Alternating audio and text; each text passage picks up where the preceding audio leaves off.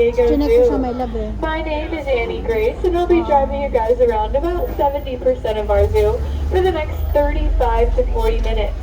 Now, just by walking through our front door today, you guys are helping us strive for a world where all life thrives. From polar bears to penguins to pocket mice to people. That's right, all of us working together to find innovative solutions to over 150 different conservation efforts we work on here at the San Diego Zoo. So right now we're approaching Front Street where you guys entered today, but to our right side is Treetops Way. There you can find orangutans swinging in the trees, gorillas napping, and other monkeys just hanging around. Straight ahead, we have one of our two accesses to our Sky area tram. I don't think it's open right now, but it might be open later today, depending on weather. Straight ahead, you can also find our hummingbird habitat, Komodo Kingdom, Reptile House, and Wildlife Explorers Base Camp. But remember, all of those are areas you have to explore on foot today. No buses will go back there. Alright, so right now we're dipping down into the Lost Forest on a pathway of our own. So I'd like to briefly remind you guys to please keep your arms, legs, claws, paws, and personal items inside of the vehicle at all times. We are going to be getting pretty close to other vehicles as well as some plants, so when we do, please no grabbing at them. You guys are more than welcome to stand up while we ride on the bus today. I just ask that you hold 3 points of contact at all times, which means 2 feet planted firmly on the floor, no standing on the seats, and then 1 hand holding the seat in front of you. We are currently driving through one of the largest and most visited botanical gardens here in the United States. The San Diego Zoo is much more than just animal wildlife. We are home to over 3,100 different plant species as well. Some native to the San Diego area and others endangered from across the globe. Throughout our 100-acre zoo, we focus our efforts on 8 different conservation hubs, and right now we're rolling through our Asian rainforest hub. So coming up on our right side, we're going to briefly travel across the globe all the way to the Borneo forest in hopes of finding our first animal of the day, one of our 3 Malayan tigers. Now don't worry, my people in the back, I'll slowly roll forward. It looks like he's pacing around the top of his habitat towards the middle and right side. We have 3 boys who live here. 2 were born up in Fresno, and the youngest, Connor, who we see right now, was born here in San Diego. Out in the wild, there are only 150 Malayan tigers left on planet Earth today. We have these guys on what's called a species survival plan, which is essentially just dating apps for animals. We match these guys up with ladies from across the globe in hopes that they mate as they get older and we can up their population levels as much as possible. Now when we do see our tigers, we'll notice that bright orange coloring that we know and love about them. That's actually a genetic adaptation they've created because most of their prey is colorblind. Meaning tigers' prey see the colors orange and green very similar.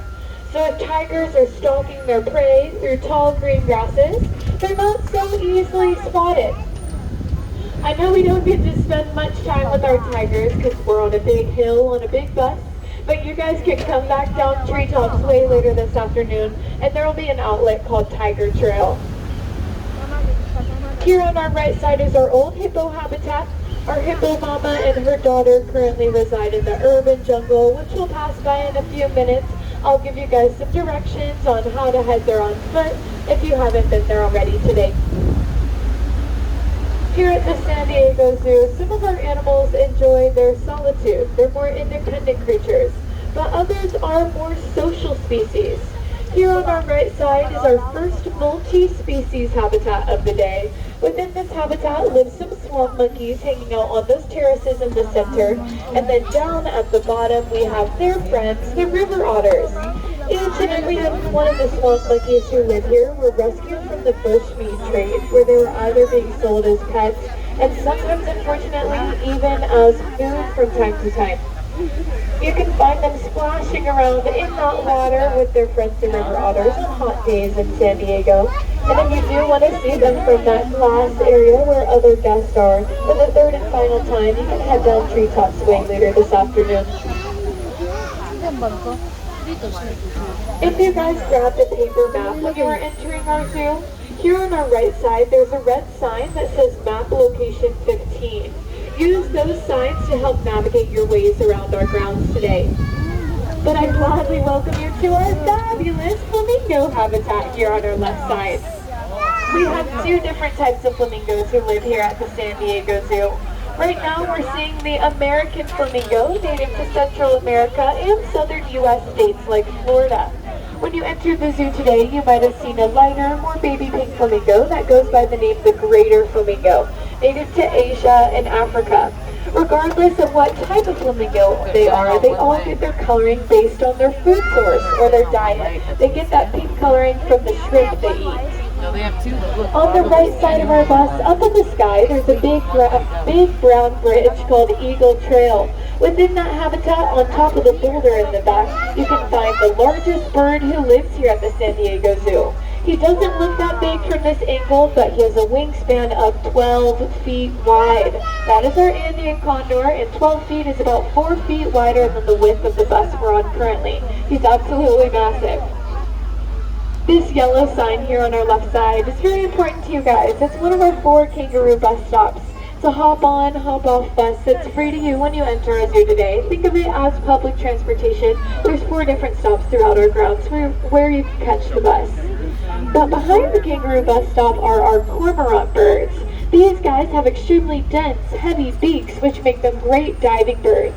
So they're able to soar over the ocean and then dive down to catch fish at depths of over 115 feet underwater.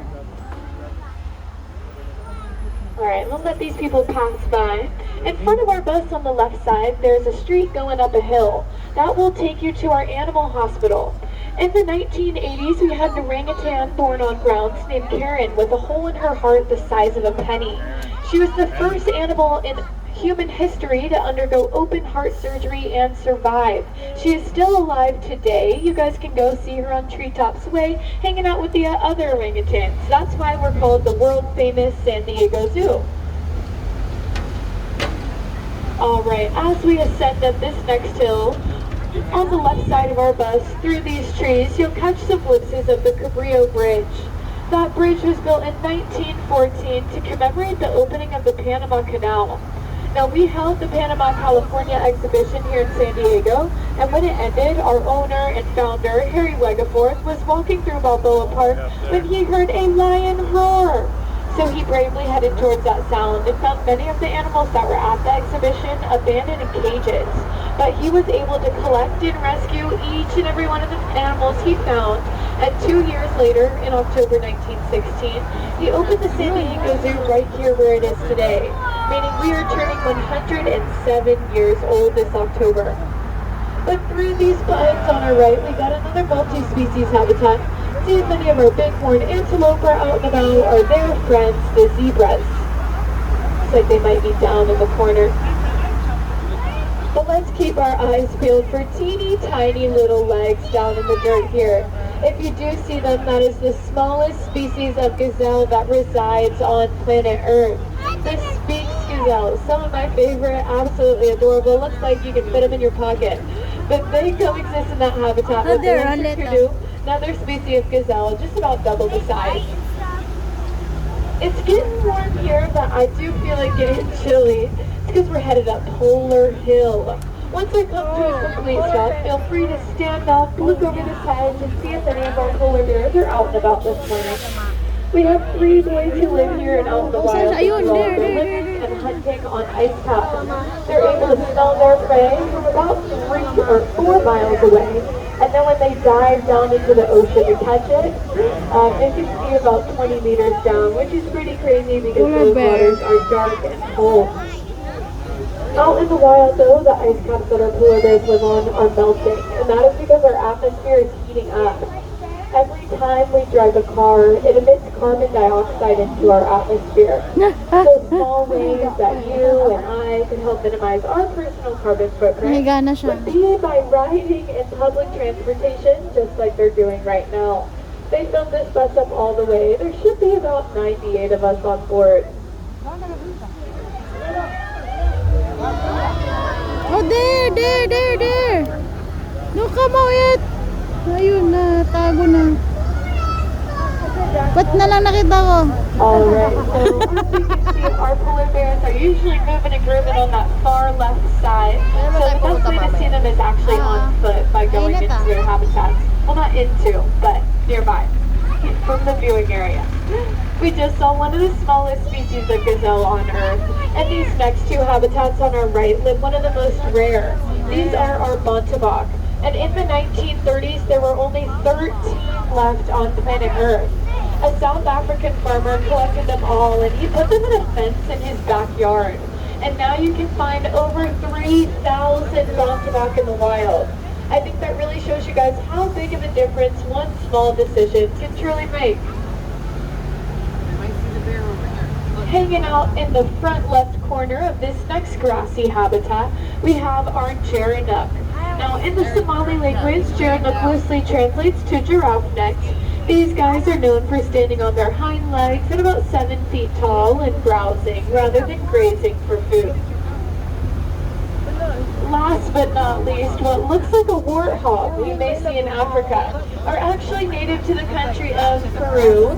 These guys go by the name the Chicoan peccaries, but we like to refer to them as our living fossils here at the San Diego Zoo. Here on the left is our Skyfari West access. If it does open later today, remember your ride is free and included, so definitely take advantage of it. Oh yes, Skyfari daw. Mowgli's 4D Adventure is a 15-minute long movie y'all can check out today. But through this netting here on our left side lives a crepuscular animal. So the word crepuscular means that they're most active at dawn and dusk. Our cougars, catamounts, or mountain lions live in there. They go by 40 different names in the English language, and that's because they cover such a vast area. You can find them as far north as Canada and as far south as the southernmost tip of Chile. We like to call the street we're on right now Crepuscular Row, because our maned wolves who live here on our right side are crepuscular as well. But we can look around in those tall green grasses for any orange ears sticking out. If you do see them, they look like giant foxes, in my opinion. But you're usually more likely to smell them than you are to see them. Their urine emits this skunky stench that they use to mark their territory, so you'll know they're out and about. If you guys are looking for a restroom today, there's always going to be a restroom next to or across from one of our 4 kangaroo bus stops. But right now we are entering our Elephant Odyssey, the example of our African savanna conservation hub that we work on here at the San Diego Zoo. On the left side of our bus, within this black fencing, we're going to look around and see if we see any fluffy potatoes. At the front right corner, I do see 2 of them. These guys are called rock hyrax. Although they are teeny tiny, these guys are direct descendants of elephants and manatees. It's because later in life, the male's teeth grow out into tusks. Katabi pa sila eh, no? Taking some cat naps on the right side of our bus, it looks like our male lion. We have a brother and sister duo who live in here named Ernest and Ellen. They are 7 and 11 years old, and they were born up at our safari park in Escondido, about 40 minutes north from where we are right now. Just like y'all's house cats you have at home, these 2 sleep for about 16 to 20 hours every single day. They want to conserve as much energy as they possibly can for when they're not hunting for food. And out in the wild, lions actually live in matriarchal prides, where the females do 90% of the hunting for their families. When you guys are leaving today, though, keep your ears wide open. You might be able to hear Ernest, our male lion, roar. So you can hear a male lion's roar from about 3 miles away. It's because they want to let any other surrounding prides know of their territory, and instinctually he does that same thing here every night when the sun is setting. In this next habitat lives a more elusive species of big cat, a jaguar who goes by the name of Mindiri. We'll have to look up in the trees, down on the ground. If you do see her, point her out to your neighbors. Looks like she's on the front side where the other guests are down at their feet. Now, there are only 175 jaguars left on planet Earth today. She has 3 babies that live in different AZA zoos across the globe. And out of all of the big cats in the big cat kingdom, jaguars are physically one of the smaller species, but they have the strongest bite of them all. They quite literally call a jaguar's bite a skull crusher. Most big cats capture their prey by their legs or their backs, but she captures her prey by their heads. So although she is beautiful, she is not one to mess with. Out in the wild, jaguars do all of their living and hunting in solitude, so that's why we allow her that same independence here at the San Diego Zoo.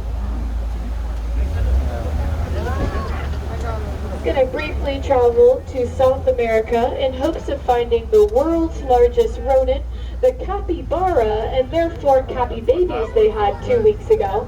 And we also have a tapir who lives in here. Capybaras are rodents with tiny little legs, but believe it or not, they are great swimmers. Just like ducks, they have webbed feet that they use to propel themselves forward through the waters. Definitely recommend coming back later today so you guys can get a good view of those cabbie babies. They're absolutely adorable. And say hello to Shaba. Shaba is our oldest female elephant who lives here at the San Diego Zoo. She is 45 years old, and she can tell that she's the oldest just based on looking at her tusks. Her tusks are about double the size of anyone else who lives here.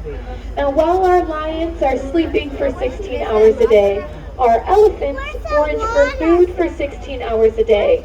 On average, an African elephant eats anywhere from 150 to 330 pounds of food daily, and that's all plant matter. These guys are herbivores. But remember, my friends, they also poop about 200 pounds a day. That's how they keep that great figure. It evens itself out. She's hanging out right next to a utility. Those provide shade in the summer, heat in the winter, a sprinkler system if it hasn't rained in a while, and also food storage for these massive animals. This gray building serves a very important purpose. It's our elephant care center. So all 3 of our elephants go inside of this building daily, and they get their nails done, the occasional mani-pedi. They go to the dentist just like you and I would. They also go through wildlife care training with their specialists. We do practice protective barriers with each and every one of our larger animals, so that's what this fencing we're seeing here on our right side is. It looks like Nebo and Suzu, our 2 different males, are hanging out here on our right side. Looks like they're about to go through some wildlife care training here in a moment. Their trunks that they use to grab their food with are made up of 40,000 individual muscles. That's how they're able to twist and turn and maneuver them in all those interesting ways. But before we get back to elephants, let's put our eyes up to the sky. On top of this tree, you're going to see a white bird with a crazy hairstyle. That is our secretary bird. And although it doesn't look like it, he never skips leg day in the gym.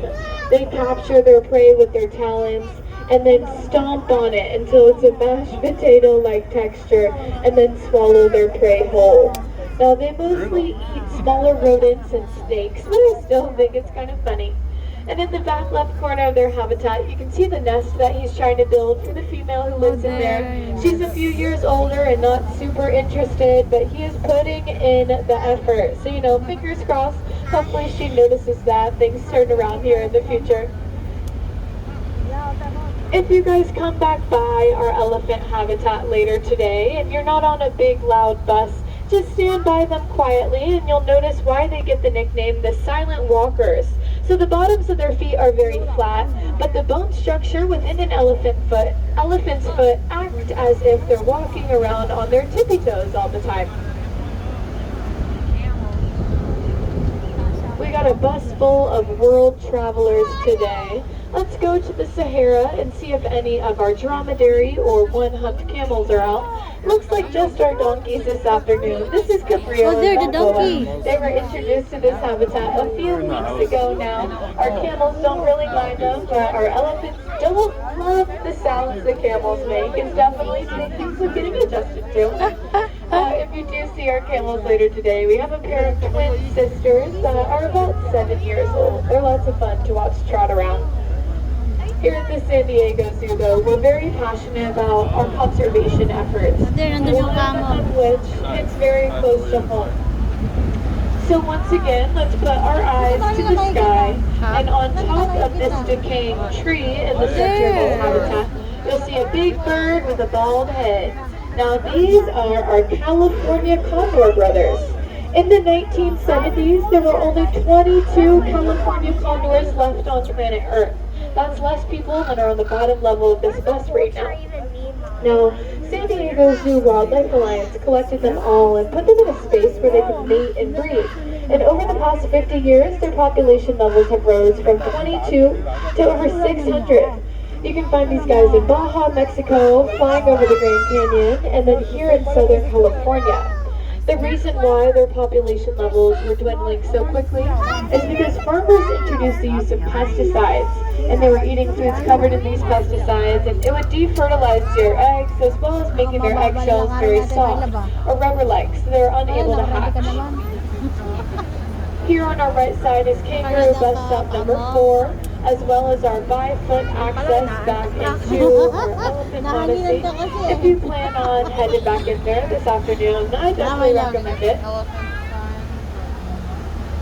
Some animals live in packs, others live in pods, but meerkats live in mobs. So let's look down on the ground, see if we see any meerkats scurrying around this morning. I see one in front of that termite mound and one in the back left corner. Usually when we do see our meerkats, their eyes are up looking at the sky. Now they're not daydreaming guys or making shakes out of the clouds. They're looking at the sky for any potential dangers, like a hawk or an eagle that could come down and swoop off them or their family members. The security guards who hang out during the day have certain song-like notes that they use as warning signals to tell family members to go back down into the burrows in case of emergency.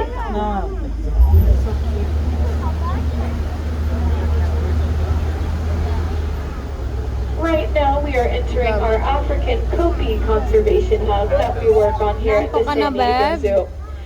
Sitting in the center of this next habitat on a branch, you see a blackbird with a white tummy. These are our trumpeter hornbills. Now, think about Zazu from The Lion King. He's a trumpeter hornbill. And I just told you guys that our meerkats have certain song-like notes they use as warning signals. Well, these guys learn that sound and mock our meerkats on the daily. Our meerkats don't think they're funny, but I sure do, personally. The African Kopi is a rock formation that we're seeing here on our right side, these very circular or rounded-like rocks. In the wild, though, the African Kopi is experiencing an extreme drought.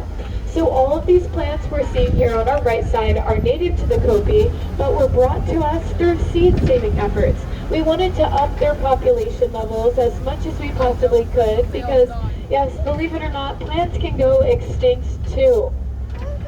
And speaking of plants, as you guys explore today, look around for banana, papaya, mango, avocado, all sorts of fruits and veggies growing across our grounds. We try and be as sustainable as we possibly can here at the San Diego Zoo and have our herbivores and omnivores quite literally eat local. This pathway here on our right side will take you down the Africa Rocks Trail. You can head down that pathway today to find African penguins, lemurs, our leopard mama and her 2 daughters she had a few months ago, a few different aviaries, and a bunch of different mammals. But at the beginning of our tour, I mentioned to you guys our hippo mama and her daughter who we moved to the urban jungle. The urban jungle is this street here on our right. So head down there today to find hippos, giraffes, cheetahs, porcupines, more zebras and flamingos and other small mammals, as well as kangaroo bus stop number 1. Right now, my friends, we are taking a turn down the oldest street in San Diego Zoo history. Center Street has remained untouched since the 1930s, other than fixing the occasional pothole or some habitat renovation here or there. But another name for Center Street is Bear Canyon Trail. We're hoping to see why in these next few habitats on our right side. The first 2 habitats on this street are home to our sloth bears, a type of arboreal bear. If you have seen the Jungle Book, think about the character Baloo. Baloo is a sloth bear.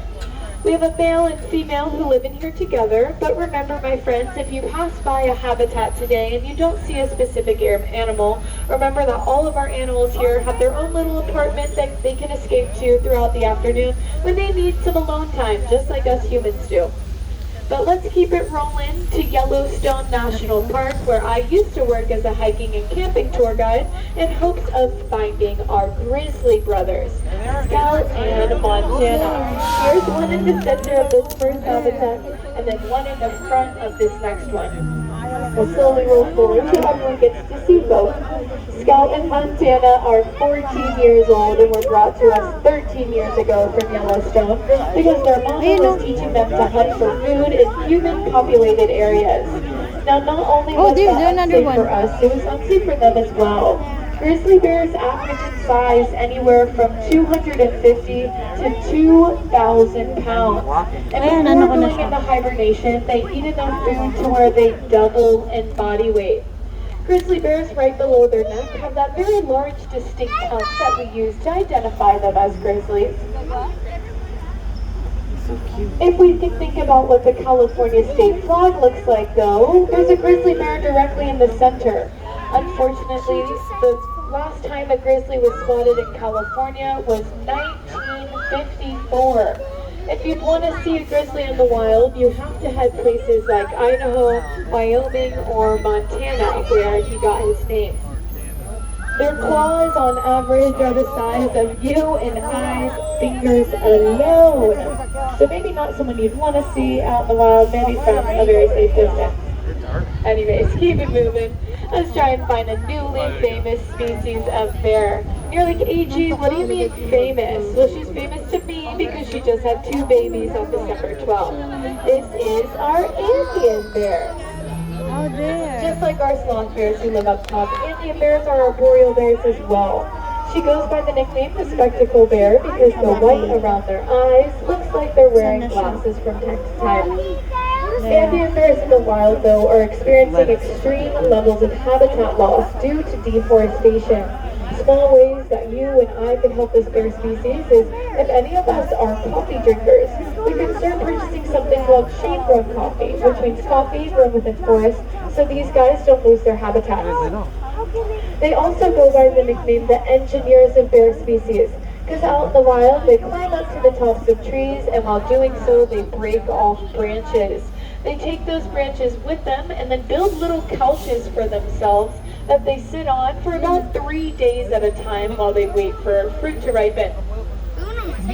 Her babies that were just born are male and female named Suyana and Francisco, and it looks like they'll be back on habitat probably in about an hour or so. If you guys would like to come back and spend more time with our bears today, on the left side of our bus, this pathway is called Fern Canyon Trail. Fern Canyon Trail is the fastest way to get back up to the front of the zoo from where we are currently. And remember, Fern Canyon Trail is built through the first rainforest we ever grew here at the San Diego Zoo. And rainforests act as natural reservoirs that help regulate heat. So taking the pathway through Fern Canyon Trail is going to be about 7 to 10 degrees cooler than walking out in the sun. If it does come out, I see some blue in the sky. But on the left side of our bus, this big green building is called Owens Aviary, the largest aviary we have here at the San Diego Zoo, home to over 300 birds of 50 different species. There's a few different waterfalls in there, aquariums with fish and turtles, and lots of seating. It really is just a beautiful place to rest your legs for a little while and escape the sun. Hear me out though. The San Diego Zoo is shaped like a bowl that you eat cereal out of. And right now we are at the bottom of that bowl. If you guys find yourself back down here later today and don't feel like hiking back up, that bridge on the left side of our bus has elevators at the bottom of it. Give your legs some rest. Ride those elevators back up to the top. It'll either drop you off at Treetops Way, where our primates reside, or at the beginning of our Elephant Odyssey, where we saw our lions and jacks. Through this tunnel, though, lives our African penguins. They used to be our grizzlies' next door neighbor, which is an interesting combo. They got a habitat upgrade a few weeks ago. So as we go up this hill, look over these trees and see if we can see any of their little heads bobbing around on rocks in the distance. Just like us San Diegans, African penguins are native to a very warm weather area. We usually don't find them swimming in that water until it's over about 70, 75. The cool thing about their new habitat though is when you walk through that tunnel, you can actually watch them swimming from underground.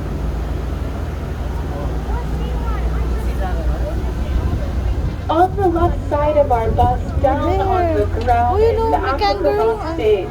Every single day at 12, 4, and 7, we have shows there where they bring out animals like we're seeing right now that they don't have on display in other parts of our zoo. This waterfall here on the left is the largest man-made waterfall west of the Mississippi River, 73 feet high. If you get hot today, you can actually walk behind it, feel the mist come back up and hit you, cool you down a little bit. Through this netting though lives all of our lemurs, our red-tailed monkeys, and then our leopard mama and her 2 babies. Some days we get lucky and they're hanging out on top of these rocks. Other days these rocks get really hot from the sun. So we can't really blame them, we'll give them their space. You can see them from eye level on the Africa Rocks Trail where I mentioned earlier. We do have a podcast on iHeartRadio, Apple Music, and Spotify with over 50 different episodes y'all can check out with more in-depth information regarding individual animals. But let's hop skip on over from Africa to the continent of Australia.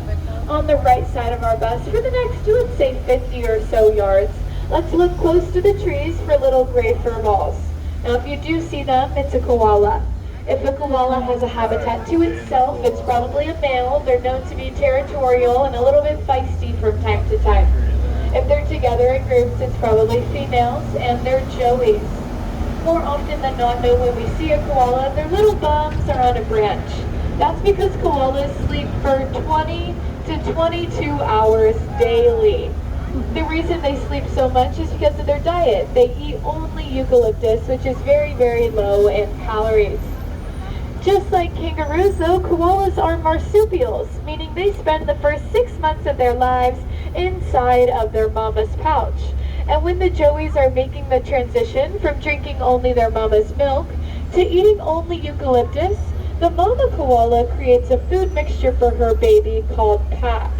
Now pap is a mix between the mom's poop and eucalyptus. Yes, the baby eats its mom's poopalyptus mixture, and somehow it strengthens its tummy for it to eat the only eucalyptus diet in the future. I know it sounds nasty, but we can't be ones to judge. We're not koalas. Thank God in that aspect. But anyways, keep it rolling. On the left side of our bus, this pathway where all these guests are taking will take you to our Tasmanian devils.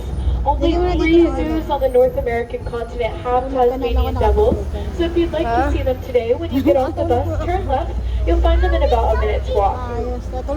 As you continue to explore and you see plant wildlife you think is beautiful, or animal wildlife you find super interesting, remember that just by walking through our front door, you guys are helping us advocate for those without a voice.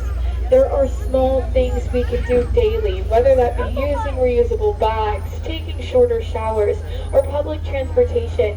Every little bit helps make our earth a cleaner place for ourselves and our animals. Now when we're getting off of the bus, I'm going to let our lower level off first, and then our upper level off shortly after. If you guys are looking to get back up to the front of the zoo, where you got on the bus and dropped off your strollers, or the closest restroom, when you get off of the bus, I'm going to have you guys turn to the right. If you would like to go deeper into our zoo, to the Urban Jungle, Bear Canyon Trail, or the Africa Rocks Trail, when you guys get off of the bus, I'm going to have you turn to the left. So thank you very much for the last 37 minutes, and I hope you guys enjoy the rest of your afternoon. And remember to drink lots of water. It's really hot out there.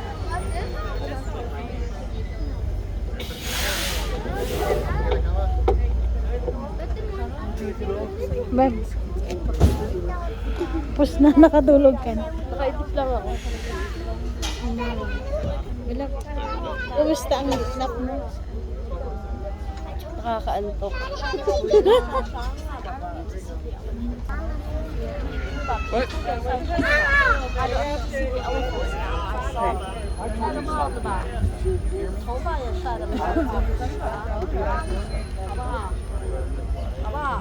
Are you guys hungry?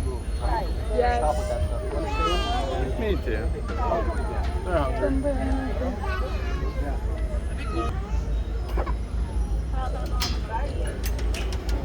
Ito na.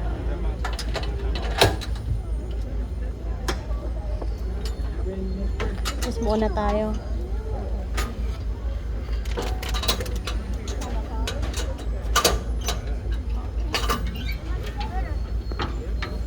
Okay. Let's go. Thank you. Kain tayo?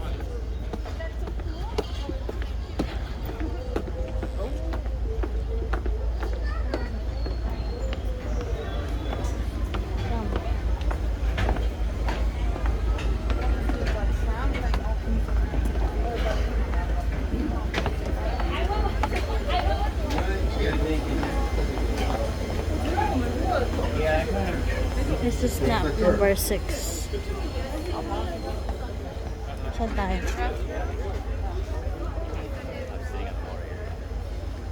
Hello, babe. Good morning. Ay, dip lang ako mga...